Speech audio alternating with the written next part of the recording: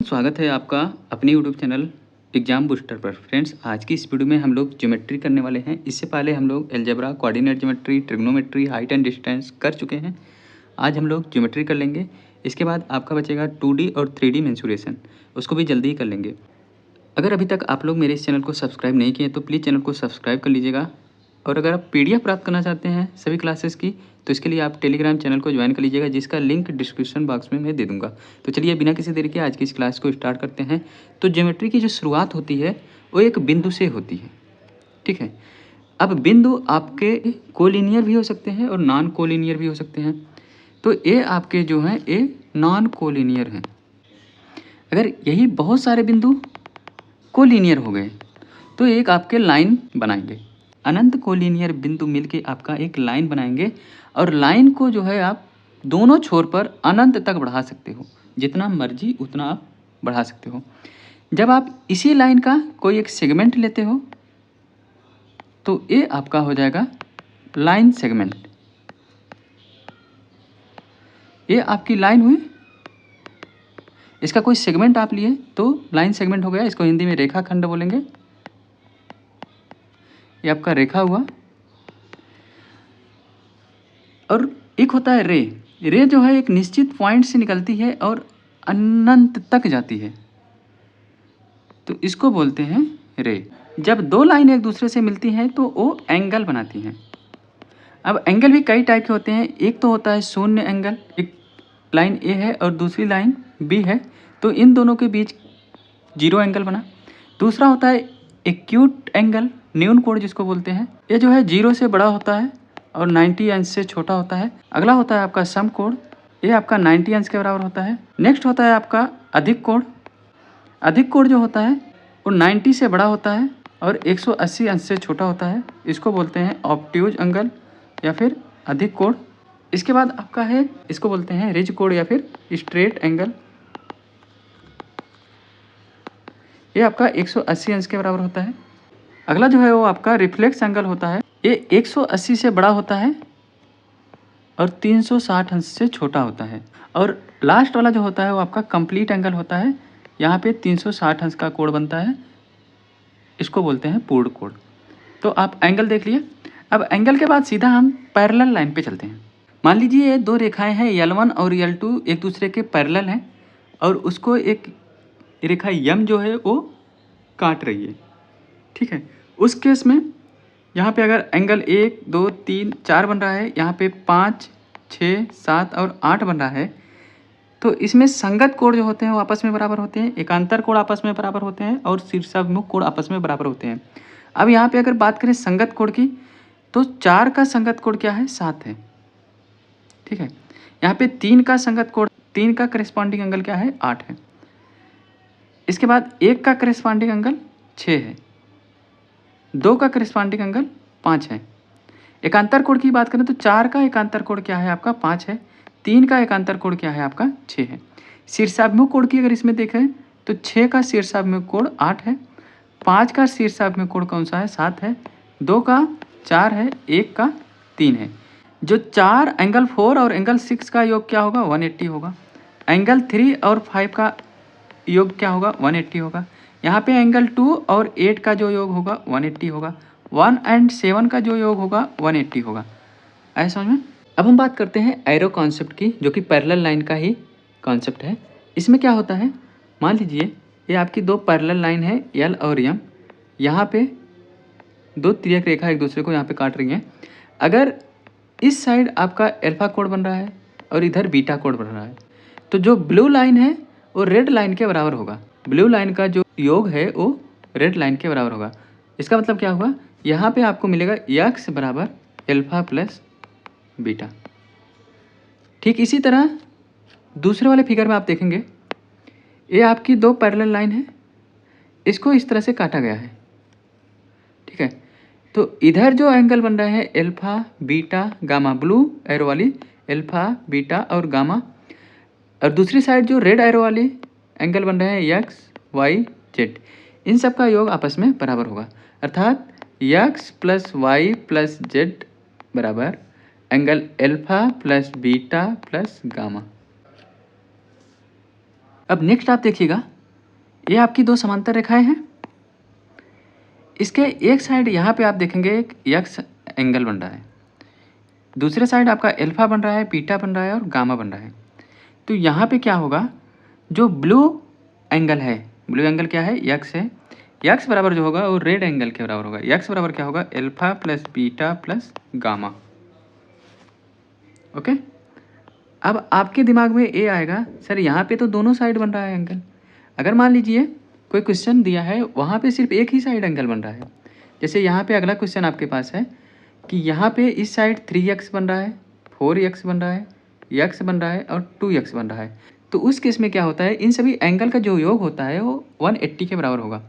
तो यहाँ पे क्या होगा, 4 3 7 1 8 2 10, 10 x बराबर क्या होगा 180।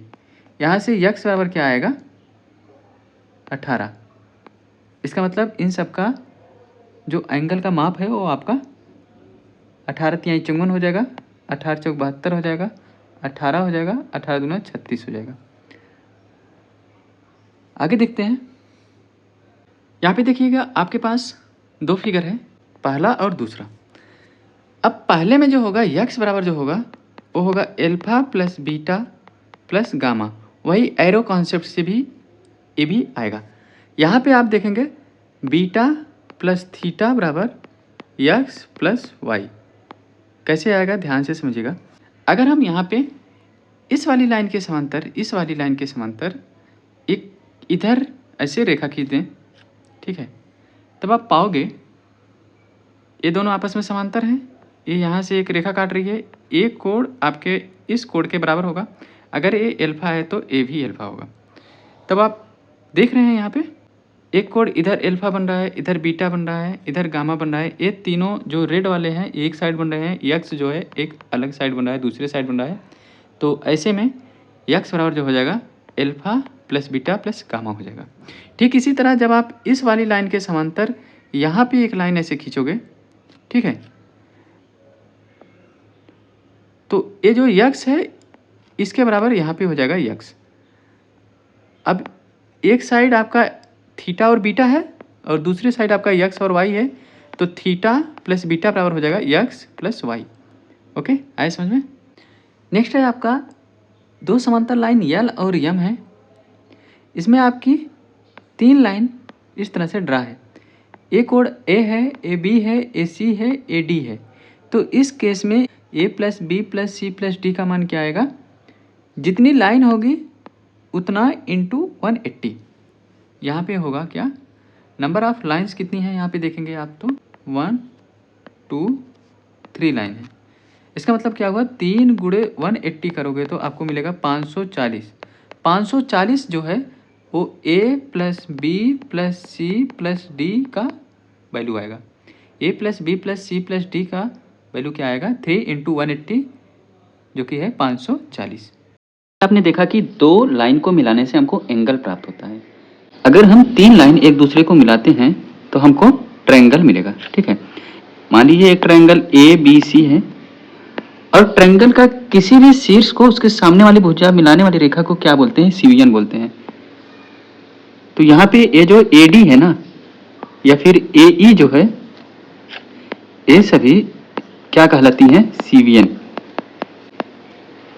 ओके, अब ऐसी कोई एक सीवियन होगी जो सामने वाली भुजा को दो बराबर भागों में बांटती होगी। जो दो बराबर भागों में बांटेगी ना वो सीवियन आपका क्या कहलाएगा, मीडियन कहलाएगा। मान लीजिए कोई त्रिभुज है, त्रिभुज का एक कोई एंगल है, ठीक है, ये आपका एंगल ए है। कोई सीवियन है जो एंगल ए को बराबर भागों में बांट रही है, तो वो जो सीवियन है ना वो एंगल बाइसेक्टर कहलाएगी, एंगल बाइसेक्टर कहलाएगी, क्योंकि ये जो सीवियन है ये एंगल को दो बराबर भागों में बांट रही है।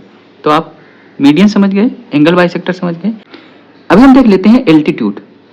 अब कोई एक सीवियन ऐसी भी होगी जो शीर्ष ए से पास हो रही होगी, लेकिन जो सामने वाली भुजा है ना उस पर लंब होगी। ठीक है, तो ये जो लंब होगी ना ये आपकी एल्टीट्यूड कहलाएगी। परपेंडिकुलर बाइसेक्टर देखते हैं। मान लीजिए कोई ट्रायंगल है, एक यहाँ पे लंब है BC भुजा के, और ये लंब भी है, ये बाइसेक्ट भी कर रही है, तो ये आपकी क्या होगी, परपेंडिकुलर बाइसेक्टर। मान लीजिए AC भुजा है, इस पे एक लंब है और ये भुजा को बाइसेक्ट भी कर रही है, तो ये आपकी परपेंडिकुलर बाइसेक्टर होगी। तो इस तरह से आप मीडियन समझ गए, एल्टीट्यूड समझ गए, एंगल बाइसेक्टर समझ गए और परपेंडिकुलर बाइसेक्टर समझ गए। कोई जरूरी नहीं है परपेंडिकुलर बाइसेक्टर आपकी शीर्ष से ही होके जाए, ये कहीं से भी होके जाएगी, बस क्या होगी, ये भुजा पर परपेंडिकुलर होगी और बाइसेक्ट करेगी। सेंटर ऑफ ट्रायंगल की बात करें तो सेंटर ऑफ ट्रायंगल में आपको सेंट्रॉइड देखने को मिलेगा, incentre, excentre, circumcentre, orthocentre. तो सबसे पहले हम बात करते हैं सेंट्रॉइड की। तो सेंट्रॉइड जो होता है वो इंटरसेक्शन ऑफ मीडियंस होता है। मीडियंस जहां पे एक दूसरे को इंटरसेक्ट करती हैं, वो जो पॉइंट होता है वो सेंट्रॉइड कहलाता है। सेंट्रॉइड जो है वो मीडियन को, सेंट्रॉइड जो है वो मीडियन को 2:1 के रेशियो में विभाजित करती है। अब यहाँ से आपके दिमाग में आएगा कि सर लेंथ ऑफ मीडियंस कैसे निकालेंगे। यहाँ पे 3 मीडियन है, आपका है MA, MB और MC।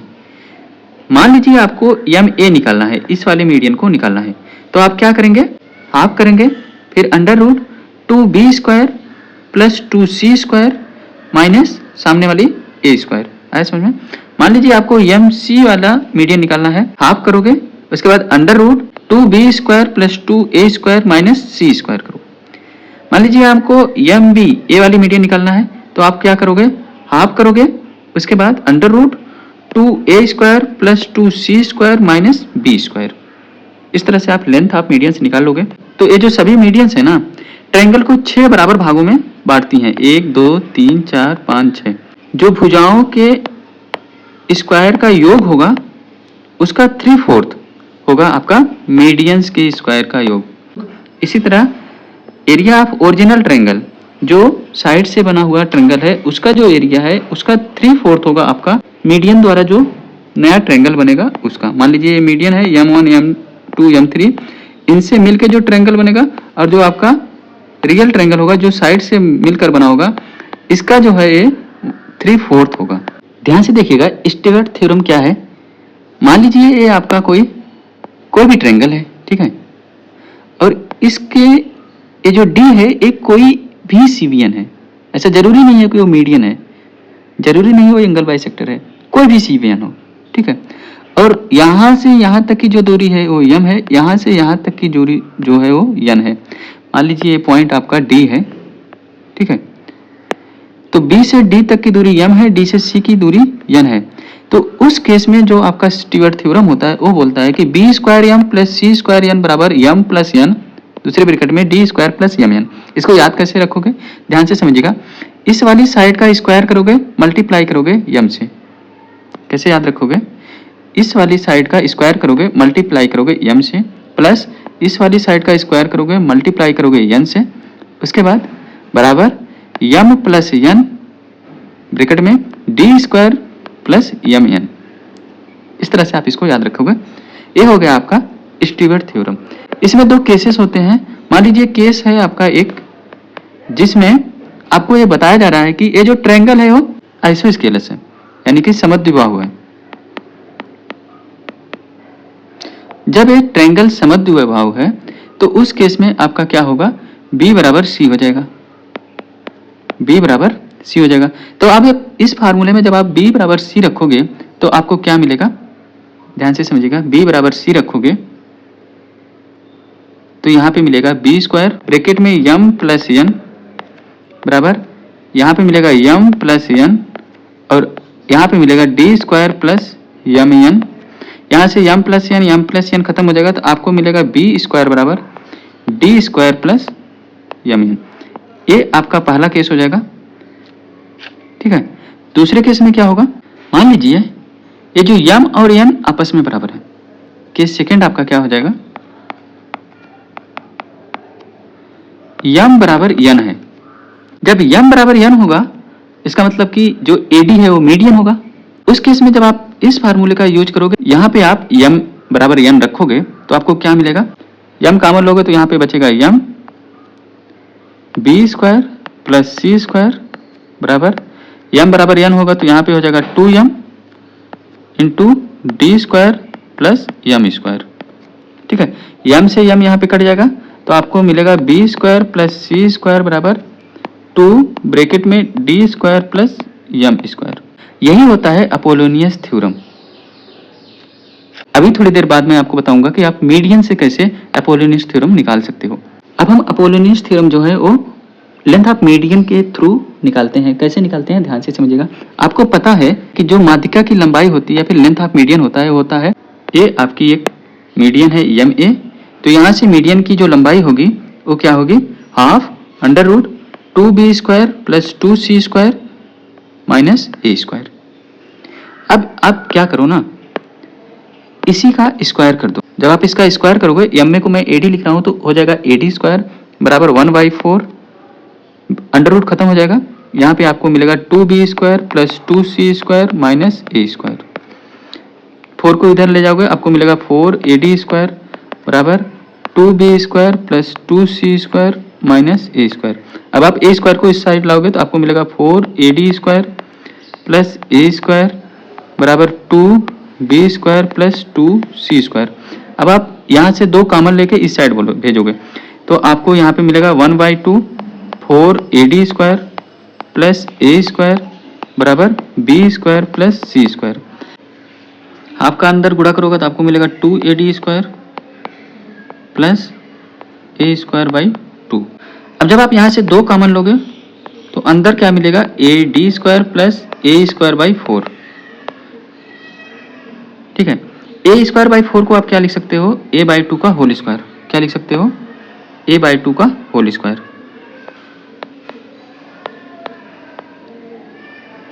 B square plus C square बराबर क्या लिखोगे, 2 ब्रैकेट में ad स्क्वायर प्लस a/2 का होल स्क्वायर।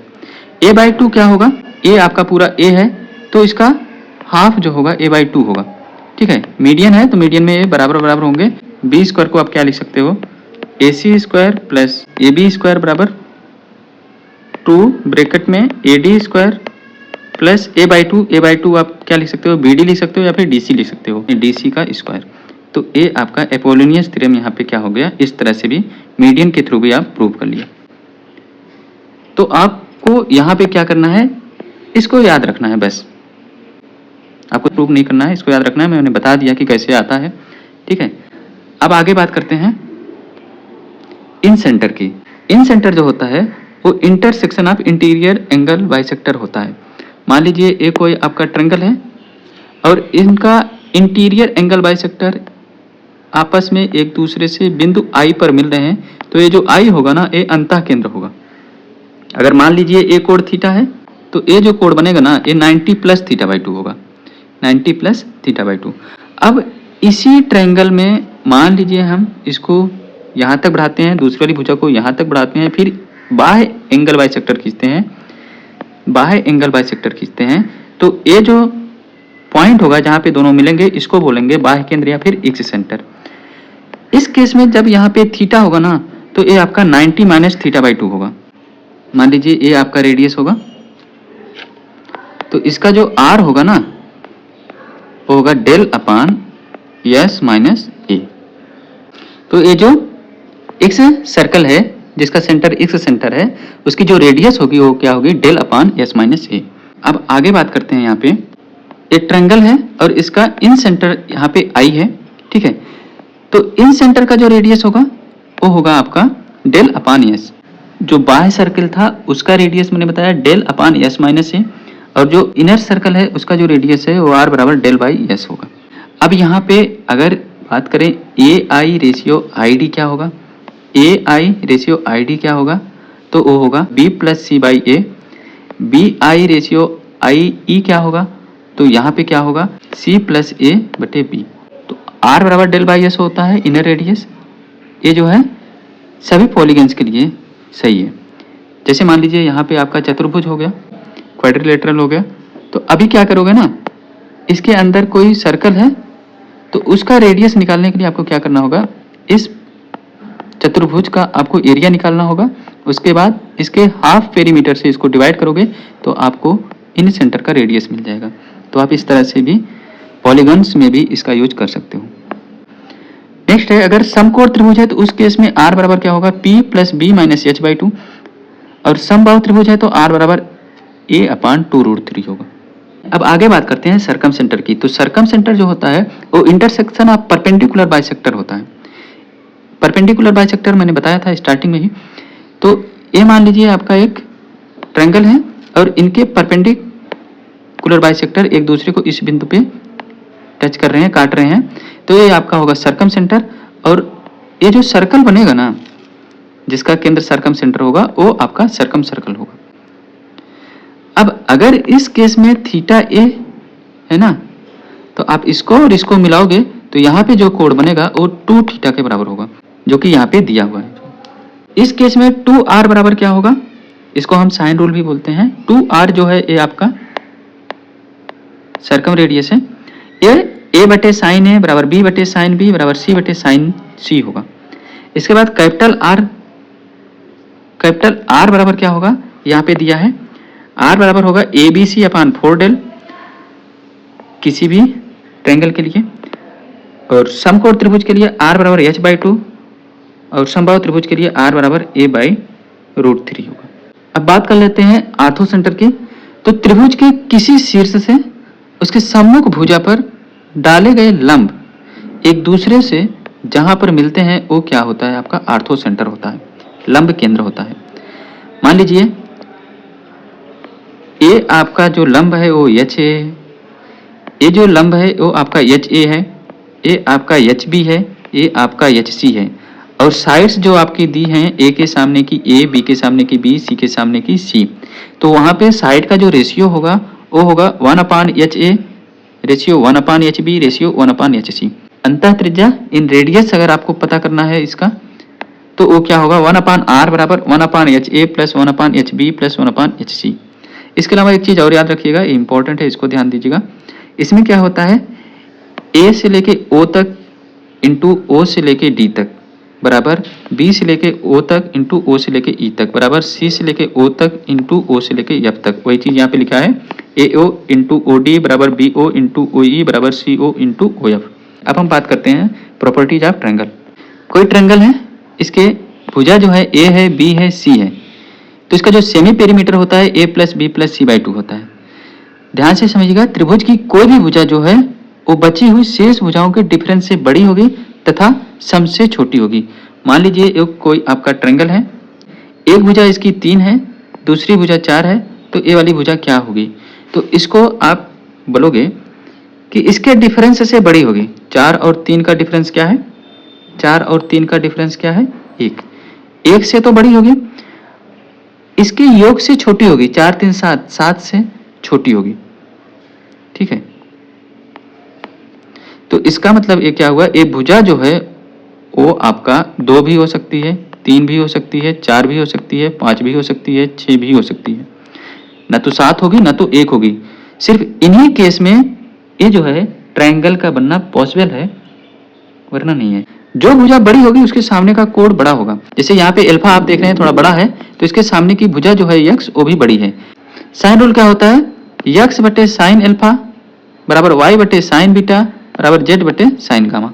कोसाइन रूल ध्यान से समझिएगा, जो कॉस अल्फा होगा ना, कॉस अल्फा बराबर होगा Z square plus Y square minus X square बटे 2ZY। कॉस बीटा बराबर क्या होगा, कॉस बीटा बराबर होगा Z square plus X square minus Y square बटे 2ZX। कॉस गामा बराबर क्या होगा, Y square plus X square minus Z square बटे 2XY। ये आपका कोसाइन रूल हो गया। आगे बात करें, कोई भी ट्रायंगल है उसका जो एक्सटीरियर एंगल होगा ना वो हमेशा 360 अंश के बराबर होगा। मान लीजिए ये कोई ट्रायंगल है, इसका एक्सटीरियर एंगल A है, तो ये जो एक्सटीरियर एंगल होगा ना ये इसके सम्मुख दोनों कोणों के योग के बराबर होगा, अर्थात ये वाला एंगल जो है वो अल्फा प्लस बीटा के बराबर होगा। अगला है आपका, यहाँ पे एक ट्रायंगल है ABC, ठीक है, जिसकी भुजा आपका A है, B है और C है। C जो है आपकी लार्जेस्ट साइड है, तो उस केस में अगर C का square A square plus B square से कम है तो एक्यूट एंगल होगा, बराबर है तो राइट एंगल होगा, और बड़ा है तो ऑब्ट्यूज एंगल होगा। अगला है आपका 9 पॉइंट, मान लीजिए कोई ट्रायंगल है, ट्रायंगल के अंदर कोई भी बिंदु है, उस बिंदु से सामने तीनों भुजा पर लंब खींची गई है। तो यहाँ से जो ये एक्स स्क्वायर मिलेगा प्लस वाई स्क्वायर मिलेगा प्लस जेड स्क्वायर है, वो आपका U square plus V square plus W square के बराबर होगा। 10 नंबर है आपका एरिया ऑफ ट्रायंगल। किसी भी ट्रायंगल का आप एरिया कैसे निकालोगे? तो इसके लिए आपका एक फार्मूला होता है कि half base into height, half base into height. अगर आपको हाइट नहीं मालूम है, आपको केवल तीनों भुजा की माप मालूम है, तो वहां पे आप हीरोज फार्मूला लगाओगे जो होता है under root S, S minus A, S minus B, S minus C, जहाँ पे यस जो है वो सेमी पेरीमीटर है A plus B plus C by 2। इसके अलावा आपको ट्रायंगल का एरिया निकालने का एक और फार्मूला याद होना चाहिए। ट्रायंगल का एरिया क्या होगा? Half A B sine C, half A B sine C, ठीक है, या फिर half B C sine A. अगला है आपका समबाहु त्रिभुज। समबाहु त्रिभुज में बस इतनी चीजें जो यहाँ पे दिया हुआ है, इसको आप ध्यान रखोगे तो इक्विलेटरल ट्रायंगल का कोई भी क्वेश्चन ऐसा नहीं होगा जो आप नहीं बना पाओगे। यहाँ पे एक इक्विलेटरल ट्रायंगल है, इक्विलेटरल ट्रायंगल के सभी कोण बराबर होते हैं, आपस में 60 अंश के होते हैं। ये आपका मान लीजिए इन सेंटर है, इन सेंटर जो है वो मीडियन को 2:1 की रेशियो में काटता है, और यहाँ पे जो साइड होगी वो होगी आपकी 2√3। यहाँ पे एरिया की अगर बात करें तो एरिया होगी 3√3 एन स्क्वायर। ए एन क्या है? तो ए एन जो है यहाँ पर 1 यूनिट का वैल्यू है। नेक्स्ट है आपका समकोण त्रिभुज। यहाँ पे देखिएगा एक समकोण त्रिभुज है ABC, ठीक है, और इसका जो परपेंडिकुलर है वो आपका P है, बेस B है और हाइपोटेनियस H है। अगर यहाँ से B से AC पर आपका लंब खींचा जाए, ठीक है, BD, जिसको हम x मान लेते हैं, और यहाँ से A से लेकर D तक की दूरी y है, D से लेकर C तक की दूरी z है, तब उस केस में आपको ये x पता करना है कि क्या होगा। तो सबसे पहले x बराबर क्या होगा, ध्यान से समझिएगा, PB by H, PB by H। ये x का मान क्या होगा? PB बाई H, ठीक है। और दूसरा जो है x स्क्वायर बराबर क्या होगा? y into Z. X square बराबर क्या होगा? y into Z. इसके अलावा अगर हम इस p का मान निकालना है तो p स्क्वायर बराबर होगा y इंटू पूरा h, y इंटू पूरा h। और यहाँ से अगर b का मान निकालना है तो b स्क्वायर बराबर होगा z इंटू पूरा h। b स्क्वायर बराबर क्या होगा? z इंटू ये पूरा h, हाइपोटेनियस। जब इन दोनों को आपस में डिवाइड करोगे तो h से h कट जाएगा, y बटे z बराबर क्या आएगा? p स्क्वायर बटे b स्क्वायर। ये जो r होता है वो p plus b minus h by 2 के बराबर होता है। और अगर कैपिटल R की बात करें तो h बाई 2 होता है, हाइपोटेनियस का आधा होता है। इस r और इस r में जो रिलेशन होता है वो होता है, त्रिभुज का जो क्षेत्रफल होता है वो होता है r स्क्वायर प्लस 2rr। इतनी बात समझ में आई। नेक्स्ट है आपका क्रॉस लैडर थ्योरम। इसमें क्या होता है, ये आपका CD है, ये AB है, ठीक है, इनके बीच की दूरी F है। यहाँ से इसके बेस से आपको दूसरे वाले शीर्ष तक बढ़ाना है, और यहाँ से इसके बेस से आपको A तक लेके जाना है। तो जहाँ पे ये दोनों कट करेंगे, इसकी जो ऊंचाई है वो कितनी होगी? 1/x प्लस 1/y बराबर 1/z। तो इसकी जो लंबाई होगी 1/z बराबर क्या होगा? 1/x plus 1/y। यही है आपका क्रॉस लैडर थ्योरम। और इसमें ए लाइन तीनों एक दूसरे के पैरेलल होंगी। अगला है आपका 14 नंबर। 14 नंबर देखिएगा, the number of triangles with perimeter P and integer side length is given by. तो यहाँ पे जो आपका जो पेरीमीटर गिवन हो वो इवन हो, यानी कि सम हो, तो उस केस में जो नंबर ऑफ ट्रायंगल्स बन सकते हैं होंगे p स्क्वायर बटे 48। अगर p विषम होंगे, ऑड होंगे, तो उस केस में p प्लस 3 का whole square by 48 numbers triangles आपके बन सकते हैं। अगर मान लीजिए p बराबर 48, तो p बराबर अगर 48 है तो 48 एक सम संख्या है, तो इसका मतलब n बराबर क्या हो जाएगा? 48 गुणे 48 बटे 48, एक कट जाएगा तो आपको बचेगा 48। यही यहाँ पे दिया है। इफ p बराबर 48 तो n बराबर 48 होगा। नेक्स्ट है आपका, यहाँ पे देखिएगा ये एक ट्रायंगल है, BC के समांतर DE एक लाइन जो है ट्रायंगल को काट रही है। यहाँ पे दूसरी साइड भी आपका एक ट्रायंगल है, यहाँ पे भी एक लाइन DE काट रही है, लेकिन वो BC के पैरेलल नहीं है, ये दो केस आपके सामने आते हैं। तो पहला ध्यान से देखिएगा, ध्यान से समझिएगा, इस ट्रायंगल में अगर DE जो है वो BC के समांतर है तो इस केस में हम क्या यूज करेंगे, सिमिलरिटी यूज करेंगे। यहाँ पे देखेंगे DE बटे BC बराबर x बटे y बराबर z बटे t, या फिर आप बोल सकते हो x बटे z बराबर y बटे t। ओके, आप इसको इस तरह से भी लिख सकते हो, x बटे x प्लस वाई, z बटे z प्लस t, ये दोनों आपस में बराबर होंगे। इसको हम बोलते हैं थेल्स थ्योरम। ओके, अब यहाँ पे जब BC जो है वो D के समांतर ना हो तो उस केस में क्या होगा, तब आप एरिया ऑफ ट्रायंगल ADE और एरिया ऑफ ट्रायंगल ABC निकालेंगे तो आपको क्या मिलेगा, ध्यान से समझिएगा। पहले हम छोटे वाले ट्रायंगल का एरिया निकालते हैं। तो यहाँ से आप देखेंगे ए एंगल दिया है कोड A, ठीक है, ए साइड दिया है आपका x और L। जब आपके दो साइड और एक एंगल पता हो तो उस केस में जो ट्रायंगल का एरिया होता है वो होता है हाफ AB साइन थीटा, आपको पता है। तो यहाँ पे हो जाएगा half XL sine A, half XL sine A। अब बड़े वाले ट्रायंगल में हम देखेंगे तो बड़े वाले ट्रायंगल में यहाँ पे देखिएगा एक एंगल दिया है और ये दो साइड दिया है, तो यहाँ पे हो जाएगा half x plus Y into L plus M sine A। अब यहाँ से हाफ कट गया, साइन A से साइन A कट गया, तो आपके पास क्या बचा, एरिया ऑफ ट्रायंगल ADE बटे एरिया ऑफ ट्रायंगल ABC बराबर XL बटे x plus Y into L plus M। आगे देखते हैं, अब यह है आपका angle bisector theorem. Angle bisector theorem आपका बहुत इंपॉर्टेंट है, इसको ध्यान से समझिएगा। मान लीजिए एक कोई ट्रायंगल है, इसका एंगल बाइसेक्टर आपका AD है, AB की लंबाई x है, AC की लंबाई y है, और D से लेकर C तक की लंबाई मान लीजिए t है, B से लेकर D तक की लंबाई z है। तो इसका रेशियो यानी कि x अपान वाई बराबर z अपान t होता है, या फिर आप इसको इस तरह से भी बोल सकते हैं कि x और z का रेशियो y और t के रेशियो के बराबर होता है। यही आपका लिखा है, x अपान वाई बराबर z अपान t बराबर x बटे z बराबर y बटे t। अब आपसे पूछ ले कि ये जो लेंथ है एंगल बाइसेक्टर का वो कैसे आप निकालोगे, तो AD स्क्वायर बराबर होता है, एंगल बाइसेक्टर का स्क्वायर बराबर होता है XY minus ZT, XY minus ZT। Okay, एक कोई ट्रायंगल है, इसका जो आउटर एंगल बाइसेक्टर है, ठीक है, इसमें जो है C से लेके D की दूरी T है और B से लेके D तक की टोटल दूरी जो है वो Z है। ये आपका AB x है और यहाँ पे AC y है, तो उस केस में क्या होता है, x बटे y बराबर z बटे t, या फिर आप बोल सकते हैं x बटे z बराबर y बटे t, x बटे z बराबर y बटे t।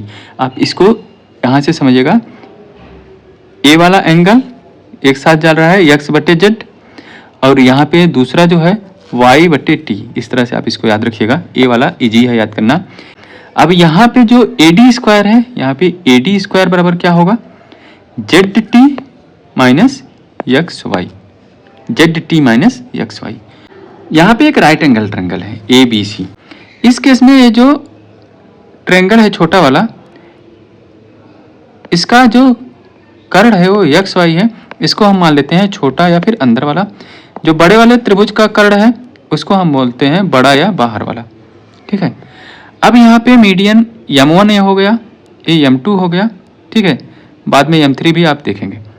अब यहाँ पे क्या होता है, इस चीज को आप याद रखिएगा, बाहर का स्क्वायर प्लस अंदर का स्क्वायर, ये बाहर का स्क्वायर प्लस अंदर का स्क्वायर बराबर क्या होता है, M1 square plus M2 square. ध्यान रखिएगा, इस केस में मीडियन होना जरूरी नहीं है, कोई भी सीवियन भी हो सकता है, ठीक है।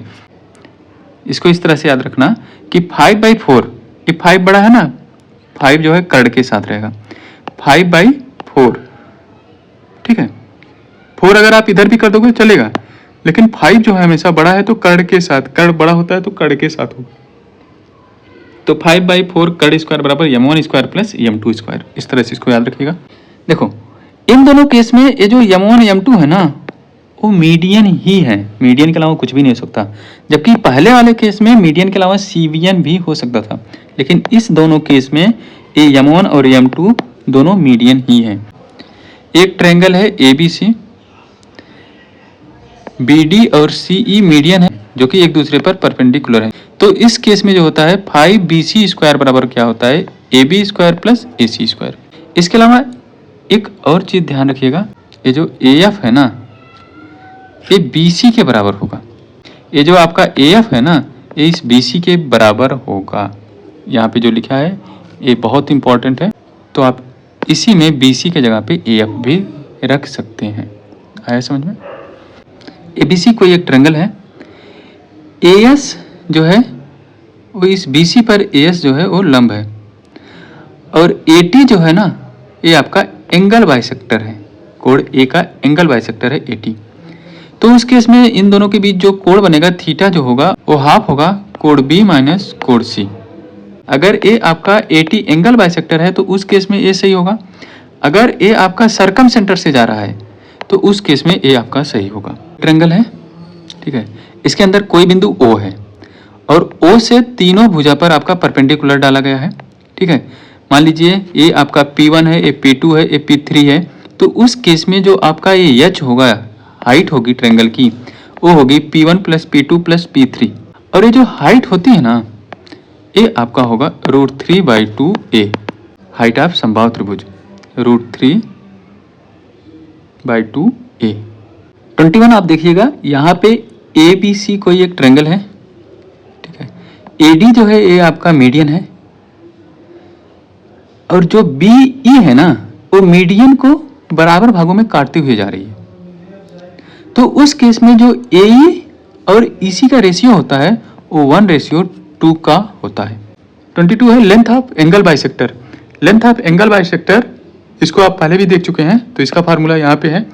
इसके बाद आप इसको इस तरह से भी निकाल सकते हैं, ये जो AD बराबर क्या होगा 2BC cos A/2 बटे B प्लस C। अगर यहाँ पे BE की बात करें, एंगल बाइसेक्टर BE क्या होगा 2AC cos B/2 बटे A प्लस C। अगर यहाँ पे CF की बात करें तो होगा 2AB cos C/2 बटे A प्लस B। ओके, ये सभी एंगल बाइसेक्टर की लंबाई के फार्मूले हैं। नेक्स्ट ध्यान से समझिएगा, यदि त्रिभुज ABC की दो माध्यिकाएं M1 और M2 एक दूसरे को थीटा एंगल पर काट रही हैं, तो जो त्रिभुज का क्षेत्रफल होगा ना वो होगा 2/3 M1 M2 sin theta, 2/3 M1 M2 sin theta. एक बात और यहाँ पे नोट कीजिएगा, जो आपका समबाहु त्रिभुज होता है ना उसमें आपका जितने भी सेंटर होते हैं, चाहे वो आर्थो सेंटर हो, चाहे सेंट्रॉयड हो, चाहे सरकम सेंटर हो, वो सभी एक ही बिंदु पर होते हैं। लेकिन जो आपका समद्विबाहु त्रिभुज होता है उसमें क्या होता है, जो सभी सेंटर होते हैं ना वो एक लाइन पर होते हैं। ओके, ये दो चीज आपको पता हो गई। तीसरी चीज ये है कि सभी त्रिभुज में, चाहे वो कोई भी त्रिभुज हो, उसमें जो आर्थो सेंटर होता है और सेंट्रॉयड होता है और सरकम सेंटर होता है, ये तीनों हमेशा एक लाइन पर होंगे, चाहे सीधे सीधे होंगे, चाहे ऐसे होंगे, चाहे ऐसे होंगे, कैसे भी होंगे, लेकिन वो आपके तीनों एक ही लाइन पे होंगे। इस लाइन को बोलते हैं यूलर लाइंस। यहाँ पे अगर आर्थो सेंटर को हम O से डिनोट करते हैं, सेंट्रॉयड को G से और सरकम सेंटर को C से डिनोट कर रहे हैं, इनके बीच जो रिलेशन है वो आपका OG/GC बराबर 2:1 का होता है। वो आपका आर्थो सेंटर से सेंट्रॉयड का जो दूरी है वो 2 यूनिट होगा, तो उस केस में आपका सेंट्रॉयड से सरकम सेंटर की जो दूरी होगी वो 1 होगी। अभी आपका पेज 13 में क्वेश्चन पूछा गया था, इसको कोऑर्डिनेट ज्योमेट्री में चेंज करके। वहां पे आपका दिया था आर्थो सेंटर का निर्देशांक दे दिया था और सरकम सेंटर का, वहां पर आपको आर्थो सेंटर का निर्देशांक दे दिया गया था और सरकम सेंटर का निर्देशांक दे दिया गया था, तो आपसे सेंट्रॉयड का निर्देशांक पूछ रहा था। नेक्स्ट आपके सामने है कॉन्ग्रुएंसी एंड सिमिलरिटी। कॉन्ग्रुएंसी का मतलब होता है एक जैसा होना, ठीक है, same to same, exact same होना चाहिए, एरिया सेम होना चाहिए उसका। इसमें राइटिंग ऑर्डर मैटर नहीं करता, जबकि सिमिलरिटी में सेम शेप हो और इसमें राइटिंग ऑर्डर जो है वो मैटर करता है। रूल्स ऑफ कॉन्ग्रुएंसी का क्या है? Side side side, side angle side, angle side angle, angle angle side. आप इन 4 तरीके से किसी 2 त्रिभुज को कॉन्ग्रुएंसी प्रूव कर सकते हो। रूल्स ऑफ सिमिलरिटी की बात करें तो एंगल एंगल एंगल से जो 2 ट्रायंगल होते हैं वो सिमिलर होते हैं, और साइड साइड साइड से अगर साइड साइड साइड आपस में बराबर हैं तो वो क्या होंगे? सिमिलर होंगे। दूसरा है एंगल और एंगल, जैसे यहाँ पे एंगल बी और एंगल आर, यहाँ पे एंगल क्यू और एंगल ए, ये आपस में क्या है? बराबर हैं। तो उस केस में ट्रायंगल ए बी सी और ट्रायंगल क्यू आर पी आपस में क्या होंगे? सिमिलर होंगे। सिमिलरिटी में ध्यान रखिएगा, सिमिलरिटी में आपका राइटिंग ऑर्डर मैटर करता है, जबकि कॉन्ग्रुएंसी में राइटिंग ऑर्डर मैटर नहीं करता है।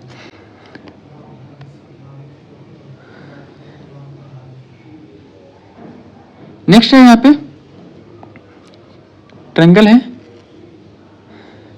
राइट एंगल ट्रायंगल है। अगर ये आपका थीटा है तो ये आपका 90 माइनस थीटा होगा, ठीक है। अगर ये 90 माइनस थीटा है, ए इस पे लंब है, ए बी पर आपका सी डी लंब है, तो इस केस में अगर ये 90 माइनस थीटा है, ये 90 है तो ये थीटा होगा, अगर ये थीटा है तो ये 90 माइनस थीटा होगा।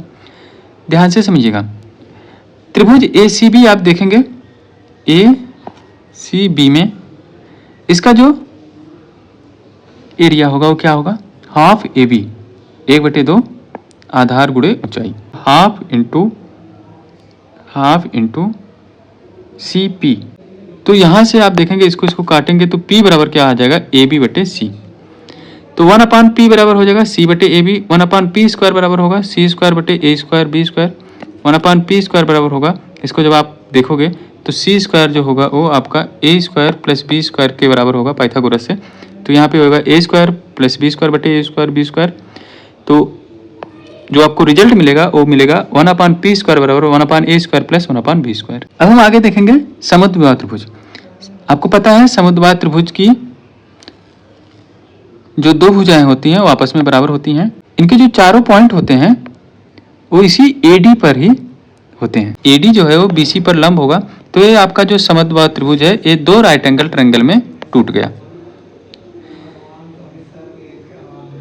अगर हम इस पूरी भुजा को BC को 2B माने, इसको B माने, इसको B माने, तो उस केस में जो आपका एरिया होगा वो B इंटू H होगा। आपको एरिया अगर निकालने को आया, सीधा आप इसका मल्टीप्लाई करेंगे तो आपको एरिया मिल जाएगी। तो H क्या होगा भाई? ये राइट एंगल ट्रायंगल होगा, तो H बराबर हो जाएगा √a square minus B square, जो कि यहाँ पे दिया है। यहाँ पे देखिएगा समकोण समद्विबाहु त्रिभुज के बारे में बात हुआ है। समकोण समद्विबाहु त्रिभुज क्या होगा? जिसमें एक कोण समकोण होगा और 2 भुजा आपस में बराबर होगी। तो मान लीजिए अगर उसका हाइपोटेनियस H है तो ए साइड आपका h/√2 होगी, ए आपका h/√2 होगी। तो एरिया क्या हो जाएगा? h स्क्वायर बाई 4 और पेरीमीटर क्या होगा? h ब्रैकेट में √2 + 1। ओके, आगे हम लोग क्वाड्रिलेटरल पढ़ने वाले हैं, चतुर्भुज पढ़ने वाले हैं। तो ध्यान से समझिएगा, जिस तरह से 3 भुजाओं से घिरी आकृति आपकी त्रिभुज कहलाती थी, ठीक उसी प्रकार 4 भुजाओं से घिरी हुई आकृति आपके चतुर्भुज होगी। यहाँ पे मान लीजिए आपके सामने एक चतुर्भुज है ABCD और इसका एक विकर्ण है BD, ठीक है। तो अब आपको इसका एरिया बताना है क्या होगा। तो BD आपका क्या है? विकर्ण है। तो यहाँ पे ये विकर्ण जो है पूरे क्वाड्रिलेटरल को 2 ट्रायंगल में काट रहा है। अगर हम इसका एरिया,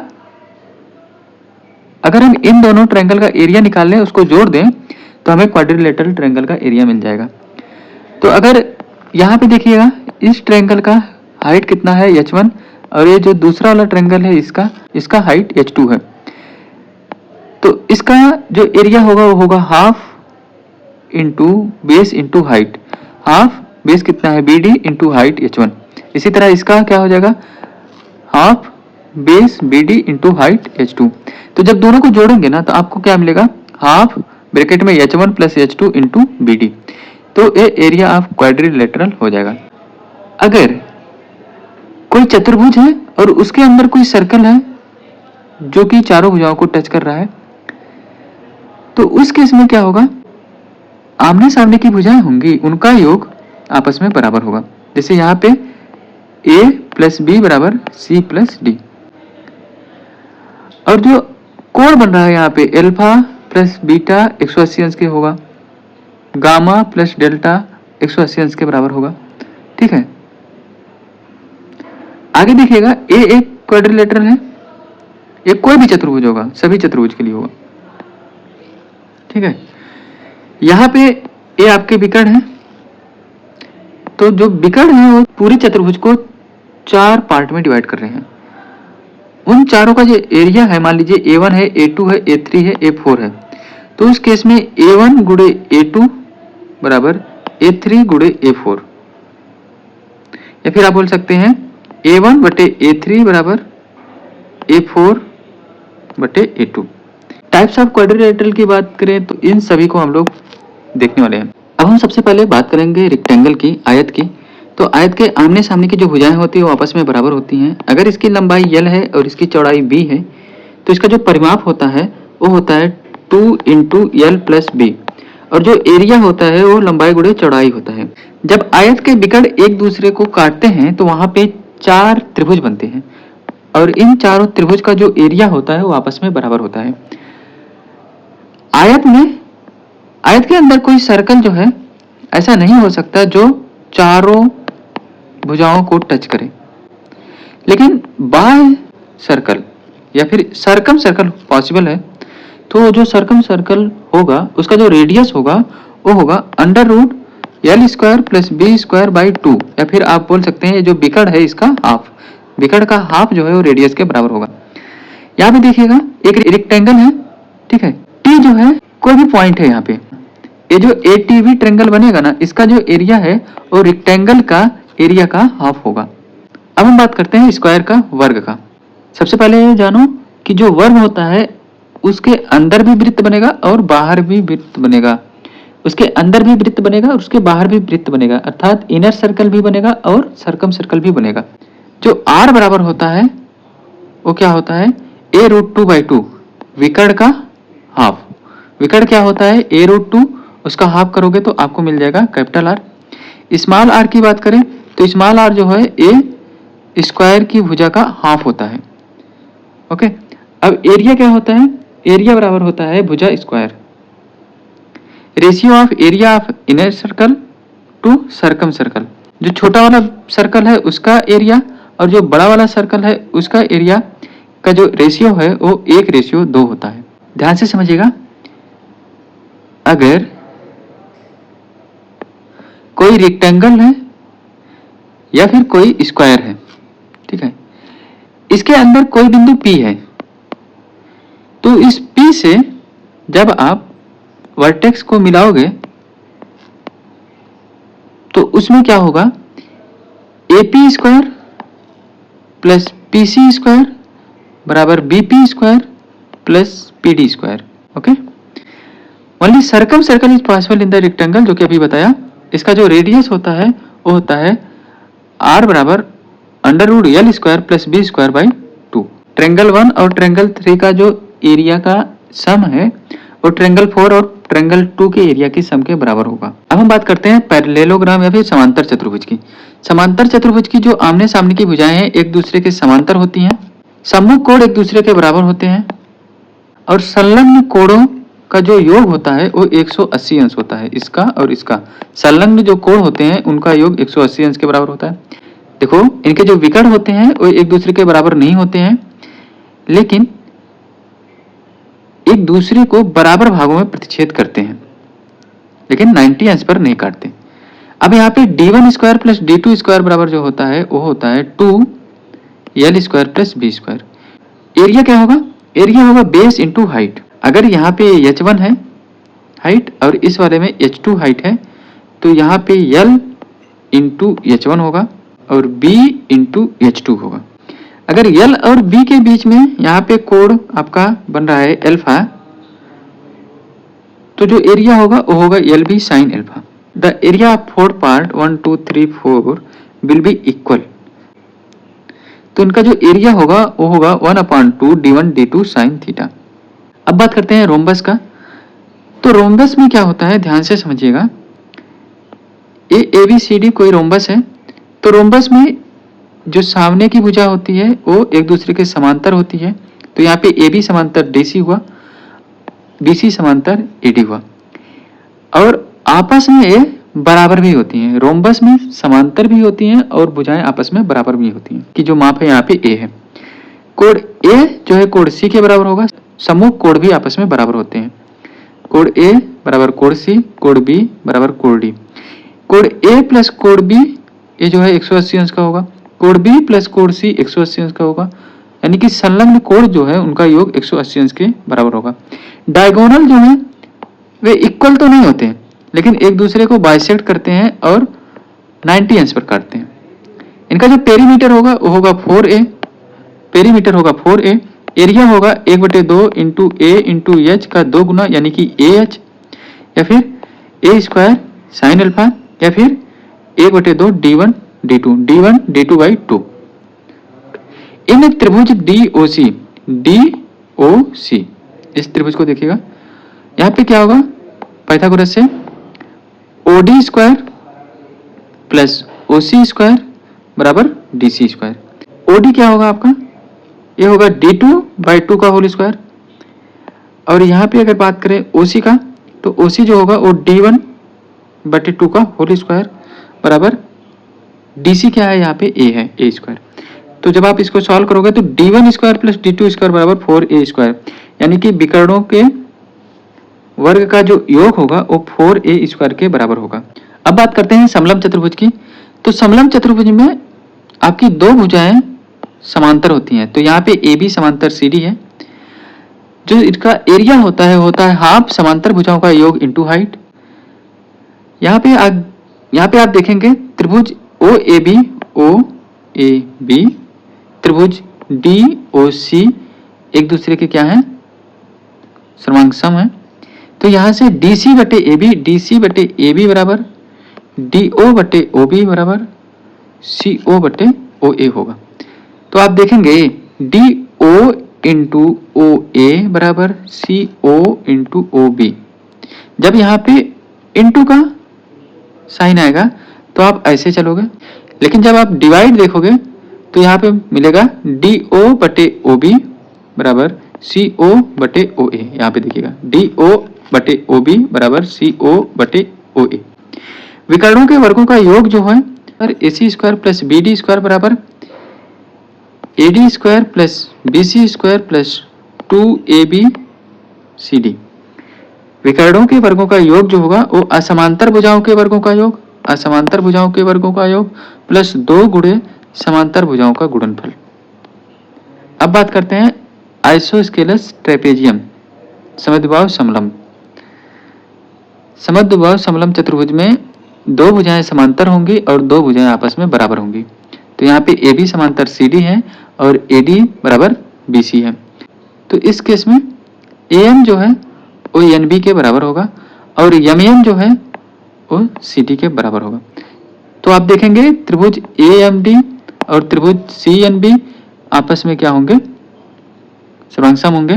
डायगोनल्स जो है वो आपस में इक्वल होते हैं आइसोस्केलस ट्रेपेजियम में। सेकंड वाला देखिएगा, एरिया ऑफ त्रिभुज ADB बराबर एरिया ऑफ त्रिभुज ACB होगा। किसमें, जब आइसोस्केलस ट्रेपेजियम होगा तो आपका ADB और ACB का जो एरिया होगा वो बराबर होगा। एरिया ऑफ AOD और एरिया ऑफ BOC ये दोनों आपस में बराबर होंगे। अगर मान लीजिए इसका एरिया K है, इसका एरिया K है और इसका एरिया A है, इसका एरिया B है, तो इन दोनों का जो एरिया का मल्टीप्लाई होगा वो बराबर होगा AB के। यहाँ पे लिखा है K स्क्वायर बराबर AB। तो K बराबर क्या आ जाएगा, अंडर रूट AB। तो K बराबर क्या आ जाएगा, अंडर रूट AB। यहाँ पे देखिएगा आइसोस्केलस ट्रेपेजियम है। यहाँ पे AB समांतर DC है और AD बराबर BC है। तो इस केस में DA और BC को बराबर भागों में काटने वाली एक रेखा EF है, तो इस EF की जो लंबाई होगी वो A प्लस B बाई 2 होगी। और यहाँ पे देखिएगा जो विकर्ण पर मिल रहा है PQ पर, तो इस PQ की जो लंबाई होगी वो A और B का डिफरेंस का हाफ होगा। आया समझ में? नेक्स्ट देखिएगा, ध्यान से समझिएगा। ये एक ट्रेपेजियम है और जो EF है ना उसको m रेशियो n के रेशियो में काट रहा है। तब EF की जो लंबाई होगी वो क्या होगी? EF बराबर होगा mb प्लस na बटे m plus n, mb plus na बटे m प्लस n। अगर यहाँ पे एरिया मेंशन हो कि इसका एरिया x है और इसका एरिया y है, तो उस केस में EF जो होगा ना वो होगा under root x a square plus y b square बटे x प्लस वाई। अब हम बात करते हैं साइक्लिक क्वाड्रिलेटरल की। साइक्लिक क्वाड्रिलेटरल जो होता है वो किसी सर्कल के अंदर होता है, किसी सर्कल के अंदर होता है। मान लीजिए एक सर्कल है और इसके सर्कमफ्रेंस पे 4 पॉइंट हैं, उन चारों पॉइंट को मिला दिया गया तो ये आपका एक साइक्लिक क्वाड्रिलेटरल बन गया। तो इसमें जो है आमने सामने की जो कोण होता है उनका योग जो होता है 180 के बराबर होता है। मान लीजिए ये आपका विकर्ण D1 है और D2 है, तो D1 इंटू जो D2 होता है, D1 इंटू D2 जो होगा वो AC प्लस BD के बराबर होगा।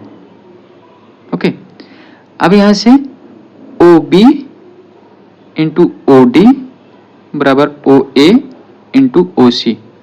यहाँ पे देखिएगा OC स्टार्ट करो, OB इंटू OD बराबर OC इंटू OA।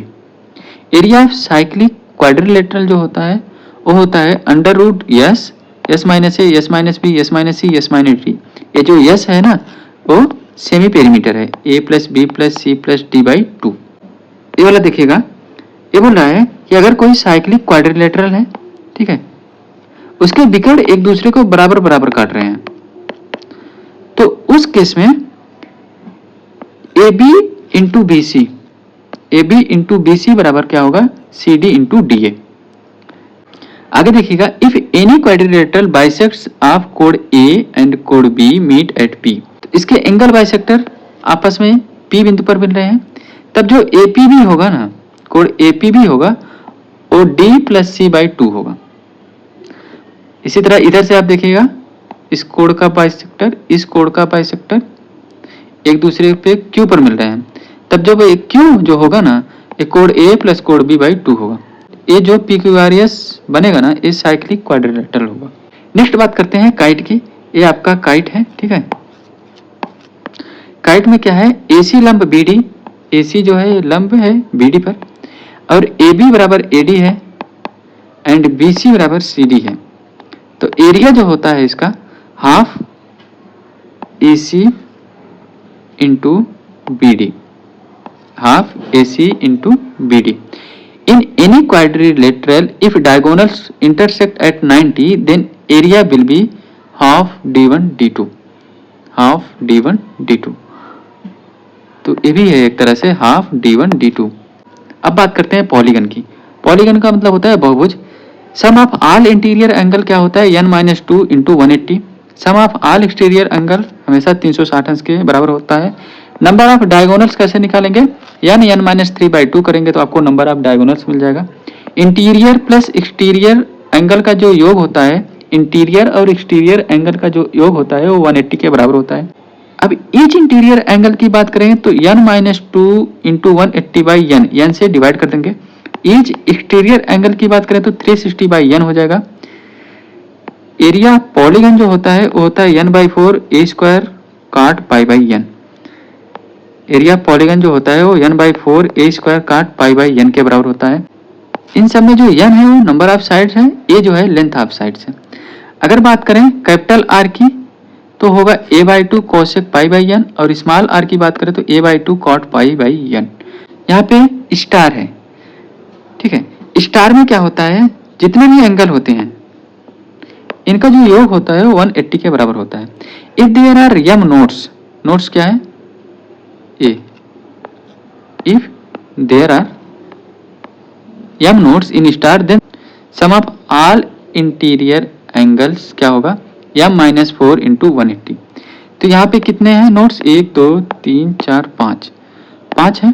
5 माइनस 4 करोगे गुणे 180 करोगे तो 5 में से 4 गया, 1 क्या आएगा 180।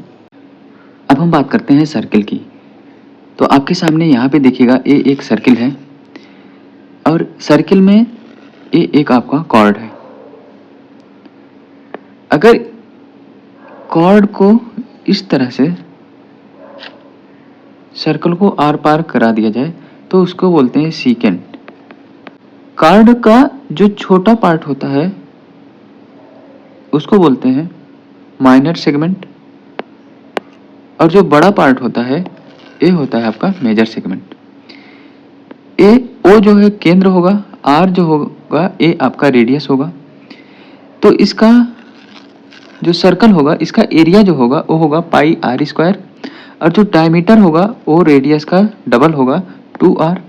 सर्कमफ्रेंस यानी कि परिधि जो होगी वो होगी 2 पाई आर। इसका जो परिधि होगी वो होगी 2 पाई आर। ये सर्कल का सेंटर है और ये आपका आर्क है। तो इस आर्क की जो लंबाई होगी वो क्या होगी, यल बराबर होगा 2 पाई आर थीटा अपान 360। और ये जो आपका सेगमेंट होगा, जो एक सेक्टर होगा, इसका जो एरिया होगा वो होगा पाई आर स्क्वायर थीटा बटे 360। जब आप इसको इससे डिवाइड करोगे तो आपको मिलेगा a बराबर यल आर बाई 2। कभी कभी आपको क्वेश्चंस में यल दे दिया जाएगा, आर दे दिया जाएगा, आपसे एरिया पूछा जाएगा तो आप डायरेक्ट इस फार्मूले का यूज करके सॉल्व कर सकते हो। आगे देखते हैं। अब आपके सामने एक सर्कल है जिसकी रेडियस r है और जो इसका आर्क है वो केंद्र पर थीटा कोण बना रहा है। तो अभी आपको बताया है कि ये जो शेडेड एरिया है इसका, ये जो शेडेड पार्ट है इसका एरिया क्या होगा। तो एरिया ऑफ शेडेड पोर्शन जो होगा वो होगा एरिया ऑफ सेक्टर, पूरा area minus area of triangle. तो एरिया ऑफ सेक्टर अभी निकालना आपने सीखा कि pi R square theta upon 360 minus ये जो ट्रायंगल होगा इसका एरिया क्या होगा, half R square sine theta. आपको पता है half A B sine theta होता है। तो यहाँ पे ए बी यानी कि आर आर दोनों बराबर है तो यहाँ पे हो जाएगा half R square sine theta. तो इसमें से जब आप इसको माइनस करोगे तो आपको ये शेडेड पोर्शन का एरिया निकल जाएगा जो कि होगा आर स्क्वायर ब्रैकेट में पाई थीटा पान 360 माइनस साइन थीटा बाई 2। अगला देखिएगा, the perpendicular from the centre of a chord bisects to the chord. मतलब क्या बोला कि कोई कॉर्ड है और सेंटर से उस पर एक लंब खींचा गया तो वो जो है कॉर्ड को दो बराबर भागों में बांटेगी। तो इसका वाइस वर्सा भी सही होगा। अगर कोई कॉर्ड है उसको दो बराबर भागों में बांटकर सेंटर से मिलाया जाएगा तो वो आपका क्या होगा, लंब होगा। नेक्स्ट आप देखेंगे कि वृत्त की बराबर जीवाएं केंद्र से बराबर दूरी पर होती हैं। वृत्त की जो बराबर जीवाएं होंगी वो केंद्र से बराबर दूरी पर होंगी। Angle in the same segment of a circle are equal. अर्धवृत्त पर जो बना कोण होता है वो आपका 90 अंश का होता है। कहीं पे भी बनाओगे वो सब 90 अंश का होगा। ध्यान से समझिएगा। The angle subtended by an arc on the centre of a circle is twice the angle subtended by the arc at any point on the remaining part of the circle. Arc द्वारा केंद्र पर बना कोण उसी arc द्वारा परिधि पर बने कोण का दुगुना होता है। अगर परिधि पर थीटा कोण बना तो सेंटर पर उसका दुगुना बनेगा। अब अगर ये आपका थीटा है तो सीधी सी बात है ये आपका 180 माइनस थीटा होगा। क्यों? क्योंकि जो चक्रीय चतुर्भुज होता है उनके आमने सामने कोणों का योग जो है 180 के बराबर होता है। नेक्स्ट है आपका कि वृत्त की किसी बिंदु पर खींची गई स्पर्श रेखा केंद्र के साथ 90 अंश का कोण बनाती है। ये इंपॉर्टेंट है, अल्टरनेट सेगमेंट थ्योरम। ये क्या होता है, स्पर्श रेखा के स्पर्श बिंदु से होकर एक जीवा खींची जाए तो जीवा द्वारा स्पर्श रेखा पर बनाया गया कोण जो होता है वो जीवा द्वारा एकांतर में बने कोण के बराबर होता है। इसको याद कैसे करेंगे, ध्यान से समझिएगा। मान लीजिए ये आपका थीटा कोण है तो ये थीटा कोण जिस साइड के साथ लगा है उस साइड के जस्ट सामने जो एंगल होगा वो उसके बराबर होगा। मान लीजिए ये आपका अल्फा कोण है, तो अल्फा कोण जिस साइड के साथ लगा है उसके जस्ट सामने कोण के बराबर होगा। तो अब आप इस तरह से याद रखोगे तो किसी भी टाइप का फिगर बना रहेगा वहां पे आप अल्टरनेट सेगमेंट थ्योरम लगा लोगे। नेक्स्ट देखिएगा, कॉर्ड इंटरसेक्ट इनसाइड और आउटसाइड ऑफ द सर्कल। मान लीजिए ये आपका सर्कल है, इसके अंदर दो कॉर्ड आपस में इंटरसेक्ट कर रहे हैं, तो उस केस में जो होगा P A into P B बराबर P C into P D होगा। अगर एक कॉर्ड सीकेंट बन के बाहर की तरफ किसी बिंदु पर एक दूसरे को काट रहे हैं, तो वहां से ई बी इंटू ई ए बराबर ई डी इंटू ई सी होगा। अब यहाँ पे एक स्पर्श रेखा है और एक सीकेंट है, ठीक है, एक दूसरे को P पर मिल रहे हैं, तो यहाँ पे पी टी स्क्वायर जो होगा वो P A into P B के बराबर होगा। नेक्स्ट है आपका पेरीमीटर ऑफ त्रिभुज ए बी डी। इसका पेरीमीटर क्या होगा? तो इसका पेरीमीटर जो होगा वो होगा 2 इंटू ए सी।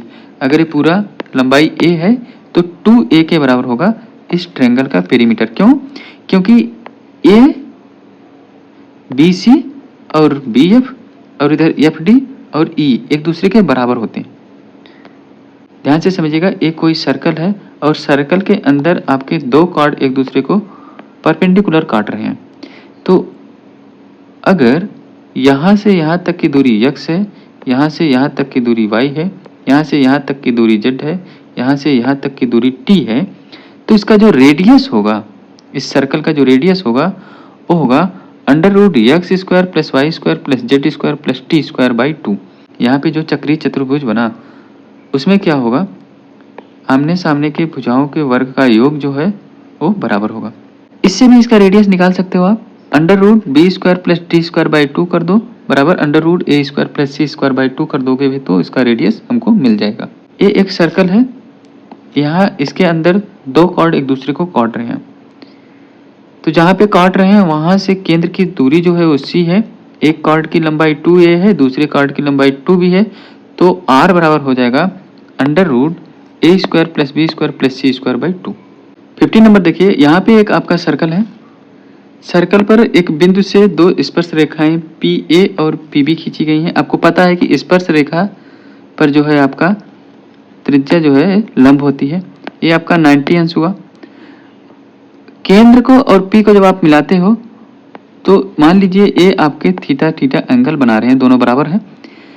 ये 90 अंश है, ये थीटा है तो आपका 90 माइनस थीटा हो जाएगा। ये आपका थीटा है, ये 90 है तो ये आपका 90 माइनस थीटा होगा, ठीक है।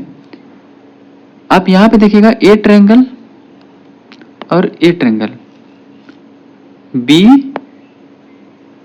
पी ओ और पी ओ ए दोनों एक दूसरे के सर्वांग हैं, और ये जो आपका चतुर्भुज बनेगा ओ ए पी बी, ये एक आपका चक्रीय चतुर्भुज होगा, क्योंकि इसमें जो आमने सामने की भुजाओं का योग है वो 180 है।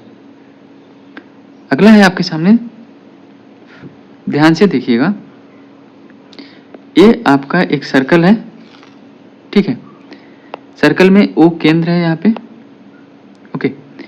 अगर यहाँ पर आपका थीटा कोण बन रहा है तो ये आपका टोटल 2 थीटा होगा, ठीक है। जब ये थीटा है तो ये वाला एंगल आपका होगा 180 माइनस थीटा। आया समझ में? अब आगे आप देखिएगा, आपको पता है अभी थोड़ी देर पहले बताया कि ये जो है आपका साइक्लिक चक्रीय चतुर्भुज होता है। जब ये चक्रीय चतुर्भुज है, ये आपको 2 थीटा मिला तो सिंपल सी बात, ये आपका 180 माइनस 2 थीटा मिलेगा। तो यही सब चीजें इसमें दी हुई हैं, यहाँ पे आप देखिएगा। कितनी उभयनिष्ठ स्पर्श रेखा खींची जा सकती है? जब दो सर्कल को पास में सटा के रखेंगे तो आंसर होगा 3। तो इस केस में जो ए बी होगा ना वो R1 और R2 के योग के बराबर होगा। यही यहाँ पे है, ए बी बराबर R1 plus R2। Length of direct common tangent, ये सीधा आपका आएगा 2 रूट R1 R2। ये आपके दो सर्कल हैं, एक दूसरे को अंदर से स्पर्श कर रहे हैं, तो इसमें केवल और केवल एक स्पर्श रेखा खींची जाएगी, ठीक है। और अगर ए बी की बात करेंगे तो R1 माइनस R2 होगा। अब अगला है आपका direct and transverse common tangent. ये इंपॉर्टेंट है, इससे आपके बहुत सारे क्वेश्चंस एग्जाम्स में पूछे जाते हैं। ये जो है आपका ए बी और इधर जो है आपका सी डी, ये दोनों क्या है, डायरेक्ट कॉमन टेंजेंट। यहाँ पे सी बी और ए डी ये दोनों जो है आपका ट्रांसवर्स कॉमन टेंजेंट है। इस केस में टोटल आपकी कितनी टेंजेंट खींची जा सकती हैं? 4 टेंजेंट खींची जा सकती हैं। अगर हम यहाँ पे बात करें डायरेक्ट कॉमन टेंजेंट की, तो उसकी जो लंबाई होती है वो होती है under root D square minus R1 minus R2 का होल स्क्वायर। यहाँ पे डायरेक्ट लिखा है, डायरेक्ट का मतलब आपको डायरेक्ट जाना है, माइनस माइनस डायरेक्ट है। ट्रांसवर्स कॉमन टेंजेंट में क्या होगा, √d square minus R1 plus R2 का होल स्क्वायर। ये आपके दो सर्कल हैं जिनकी त्रिज्या कैपिटल आर और स्मॉल आर है। इनका जो कॉमन कॉर्ड है वो ए बी है, तो ए बी जो है वो ओ सी पर लंब होगी और ए डी बराबर बी डी होगा। तो उस केस में जो ओ सी होगा ना, इनके केंद्र के बीच की जो दूरी होगी वो होगी √r² minus A B by 2 का whole square plus √r² minus A B by 2 का होल स्क्वायर। यहाँ पे देखिएगा दो सर्कल हैं जिनकी त्रिज्या जो है वो कैपिटल आर और स्मॉल आर है, ठीक है। यहाँ पे जब आप इसको मिलाओगे तो यहाँ पे एंगल क्या बन रहा है, 90 अंश बन रहा है, ठीक है। तब उस केस में जो ओ सी बराबर हो वो होगा √r² प्लस r²। तो ओ डी बराबर क्या होगा, ओ डी बराबर होगा r² बटे √r² प्लस r²। जब आपके दोनों सर्कल के रेडियाई सेम हो तो उस केस में जो ओ सी बराबर होगा वो होगा √4r² minus A B square. यहाँ पे देखिएगा दो सर्कल हैं जिनकी जो त्रिज्याएं हैं वो आपस में बराबर हैं, ठीक है, और एक दूसरे के केंद्र से होकर पास हो रहा है। तब उस केस में जो ओ सी होगा वो आर के बराबर होगा, जो ए बी होगा वो √3r के बराबर होगा, और ओ ए सी बी जो होगा वो एक रोम्बस होगा। यदि चक्रीय चतुर्भुज की एक भुजा को आगे बढ़ाया जाए तो जो उसका बाह्य कोण बनेगा ना वो उसके विपरीत आंतरिक कोण के बराबर होगा। अगला है आपका कंसेंट्रिक सर्कल। कंसेंट्रिक सर्कल का मतलब क्या होता है कि दो वृत्त हैं और उनके जो केंद्र है वो एक ही हैं। तो इसमें मान लीजिए छोटे वाले सर्कल का जो त्रिज्या है वो R2 है, बड़े वाले का R1 है। तो इस केस में जो AB होगा जो कि छोटे वाले वृत्त को स्पर्श कर रहा है, जो AB होगा वो 2AC के बराबर होगा। तो 2 इंटू AC क्या आएगा, जो AC आएगा वो आएगा √R1 का स्क्वायर माइनस R2 का स्क्वायर। इसका जब आप दोगुना कर दोगे तो आपको लेंथ ऑफ AB मिल जाएगा। अगला आप ध्यान से समझिएगा, यहाँ पे दो स्पर्श रेखाएं हैं इस सर्कल पर, दोनों एक दूसरे के समांतर हैं, और एक तीसरी स्पर्श रेखा है जिसकी लंबाई आप यहाँ से यहाँ तक देखेंगे A है, यहाँ से यहाँ तक देखेंगे B है। तो इस केस में जो R होगा, जो त्रिज्या होगा सर्कल का, वो होगा √AB। अब आपके सामने यहाँ पे दो फिगर हैं, दोनों में अंतर क्या है, अंतर देखिएगा ध्यान से। ये जो एंगल बन रहा है ना, ये यहाँ से लेके यहाँ तक बन रहा है x, और यहाँ पे जो y एंगल बन रहा है वो यहाँ से लेके यहाँ तक बन रहा है। इस केस में क्या है, x जो है यहाँ से यहाँ तक बन रहा है, y जो है यहाँ से यहाँ तक बन रहा है। बस दोनों में इतना चीज का डिफरेंस है। ध्यान से समझिएगा इसमें क्या कह रहा है, एक सर्कल है और इसमें दो कॉर्ड एक दूसरे को अंदर काट रहा है, ठीक है। जब कॉर्ड को आप सर्कल के केंद्र से मिलाओगे, ठीक है, तो यहाँ पे एक x एंगल बन रहा है, इसको जब मिलाओगे यहाँ पे y एंगल बन रहा है। तो इस केस में जो BPC होगा, ए एंगल जो होगा वो होगा x प्लस y बाई 2।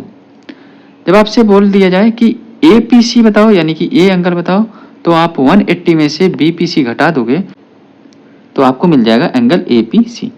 यहाँ पे यहाँ से लेके यहाँ तक का, यहाँ से लेके यहाँ तक का यहाँ पे यहाँ से लेके यहाँ तक का एंगल x है, यहाँ से लेके यहाँ तक का एंगल y है। अब आपसे पूछ रहा है BPD, तो यहाँ पे इस एंगल का कोण जो होगा, यहाँ पे इस एंगल का मान जो होगा वो होगा BPD जो कि बराबर होगा x प्लस वाई बाई 2 के। अब यहाँ पे अगर BPC पूछ लेगा तो 180 में से x प्लस वाई बाई 2 घटा दोगे तो आपको मिल जाएगा। अब यहाँ पे देखिएगा, यहाँ पे यहाँ से यहाँ तक की जो कोण है वो x है, यहाँ से यहाँ तक का कोण जो है y है। अब आपसे बाहर वाला एंगल पूछ रहा है BPD, तो ये होगा x माइनस वाई बाई 2। अगला आप देखेंगे यहाँ पे एक सर्कल है और एक बिंदु से दो स्पर्श रेखाएं खींची गई हैं, ठीक है, और इसका जो त्रिज्या है वो r है और जहाँ पे दोनों स्पर्श रेखाएं मिल रही हैं उसकी जो दूरी है वो आपका 2a है। तो उस केस में जो PA और PB का लंबाई होगा वो होगा AR बटे under root R square minus A square. 27 number आप ध्यान से समझिएगा, बहुत इंपॉर्टेंट है। यहाँ पे एक सर्कल है, ठीक है, जिसपे दो स्पर्श रेखाएं AB और AC खींची हुई हैं। इसके अंदर जस्ट बड़े वाले सर्कल को स्पर्श करते हुए एक छोटा सर्कल बनाया गया जिसकी त्रिज्या R है, ठीक है। इनके केंद्र को मिलाया जाए तो जो एंगल बन रहा है 2 थीटा मान लो, और उसको अगर आप अलग अलग करोगे तो थीटा थीटा हुआ। तो उस केस में जो R यानी कि कैपिटल R और स्मॉल r का जो रेशियो होता है वो होता है 1 प्लस साइन थीटा बटे 1 माइनस साइन थीटा। अब अगर यहाँ पे एंगल 60 अंश बन रहा है तो आप 30 रखोगे साइन थीटा का मान, तब r बटे r क्या हो जाएगा आपका 1 प्लस साइन 30 बटे 1 माइनस साइन 30। तो कैपिटल R बटे स्मॉल r क्या आ जाएगा आपका 3 बटे 1। कैपिटल R अपान r क्या आ जाएगा 3/1। अब अगर मान लीजिए यहाँ पे एंगल इस तरह से बन गया 90 अंश का, ठीक है, और यहाँ पे एक बड़ा सा सर्कल है और एक यहाँ पे छोटा सा सर्कल है, तो इस केस में कैपिटल R और स्मॉल r आप इसी फार्मूले से लगा के निकाल सकते हो। अब अगला आपके सामने है एक सर्कल है, इसमें आपकी 3 स्पर्श रेखाएं हैं। उसके बाद यहाँ पे छोटे छोटे 3 सर्कल हैं जिनकी रेडियस R1, R2 और R3 है और इस बड़े वाले सर्कल का रेडियस R है। तो इस केस में जो R होगा वो होगा R1 plus R2 plus R3, और आपस में ये तीनों जो छोटे छोटे सर्कल हैं उनकी रेडियस आपस में बराबर है। आपके सामने एक चतुर्भुज है, चतुर्भुज के बिगड़ के एक साइड एक सर्कल और दूसरे साइड एक सर्कल बना हुआ है, जिनकी भुजाएं आपका दी हुआ है ABCD। तो इसकी लंबाई क्या होगी, EF की लंबाई क्या होगी A plus C minus B plus D by 2।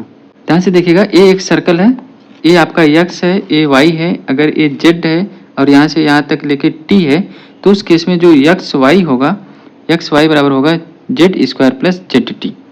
देखिएगा ध्यान से, A सर्कल है और सर्कल पर दो स्पर्श रेखाएं AB और AD खींची हुई हैं, ठीक है। यहाँ से एक बिंदु F है, F को B से और D से मिलाया गया है। यहाँ पे x एंगल बन रहा है, यहाँ पे y एंगल बन रहा है, ठीक है। तो यहाँ पे BFD जो होगा वो होगा 180 माइनस x प्लस वाई। इस फिगर में जो एंगल x होगा वो होगा 90 minus alpha plus beta by 2। अगर आप ध्यान से देखिएगा, सर्कल में एक चतुर्भुज है, ठीक है। अगर ये आपका x एंगल है तो ये 90 माइनस 2x होगा। यहाँ पे देखिएगा, अगर ये x है तो ये पूरा आपका x माइनस 90 एंगल होगा। इसको आप ध्यान से देखिएगा, इससे रिलेटेड क्वेश्चंस आपके एग्जाम्स में पूछे जा सकते हैं और पूछे गए भी हैं, ठीक है।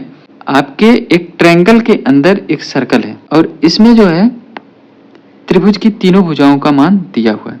अब आपसे यहाँ से यहाँ तक का या फिर यहाँ से यहाँ तक का या फिर यहाँ से यहाँ तक का जो लेंथ है वो पूछा जा सकता है। तो जिसका लेंथ पूछा जाए, मान लीजिए आपसे DQ का मान पूछ रहा है, जिसका लेंथ पूछा जाए उसके आजू बाजू की साइड को जोड़कर सामने वाली साइड को घटाकर हाफ कर दो तो आपको आंसर मिल जाएगा। जैसे यहाँ से अगर आपको DQ का मान पूछे तो आजू बाजू की साइड को जोड़ो 28 माइनस सामने की साइड घटाओ 11/2। 28 में से 11 गया तो आपको 17/2 यानी कि 8.5। तो DQ की लंबाई जो आई 8.5 आई। तो अभी आपकी जो ज्योमेट्री है वो खत्म हो चुकी है। तो आप लोग प्लीज़ चैनल को सब्सक्राइब कीजिएगा, शेयर कीजिएगा। मिलते हैं नेक्स्ट किसी वीडियो में, तब तक के लिए bye, take care, thanks for watching.